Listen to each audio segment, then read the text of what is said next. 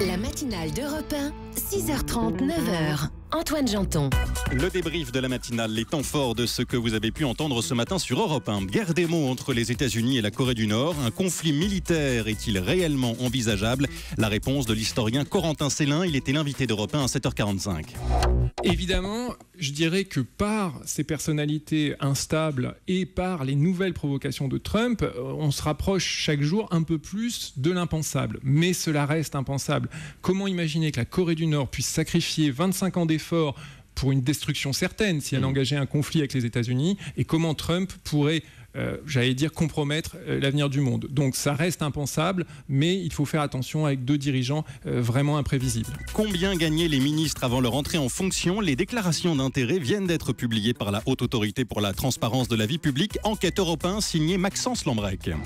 Nicolas Hulot, qui a perçu plus de 52 000 € par mois, de loin le mieux rémunéré de tous en 2016, grâce surtout à la vente des produits Ushuaïa, les gels douche, shampoings, lunettes, mais aussi aux droits d'auteur de ses livres. Le ministre de l'écologie a perçu ces 5 dernières années plus de 2 millions d'euros. Sur la deuxième marche du podium, on retrouve la ministre des Transports, Elisabeth Borne, PDG de la RATP. L'année dernière, elle gagnait 27 000 € par mois.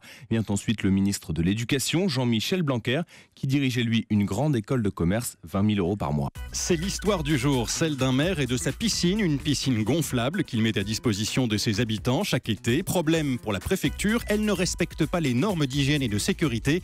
Une absurdité totale pour le maire de cette petite commune de l'Essonne. Il est au micro de Rémi Botsaron.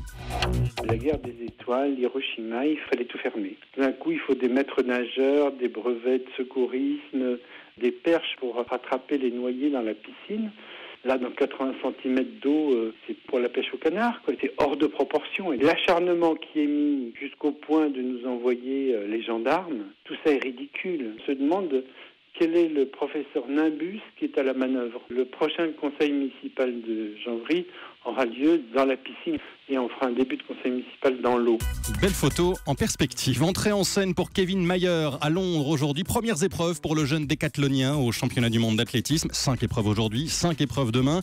Mayer favori et pourtant terrorisé. Il l'a dit à Corinne Boulot dans le journal de 7h. Je suis en dépression totale et je sais tout le temps comme ça avant chaque décathlon. Clairement, j'ai envie de chialer tous les jours et tout. Je suis pas bien, j'ai pas envie de faire le décathlon et tout. Mais dès que je suis sur la piste, je me sens bien. C'est la peur de rater. J'ai 10 épreuves qui ne se ressemblent pas. Donc il y a plein de scénarios qu'on se tourne dans la tête et qu'on se retourne dans la tête. Et c'est normal, c'est comme ça, il faut savoir l'accepter. Le débrief de la matinale préparé par Alexandre Lepoutre et Philippe Battistelli.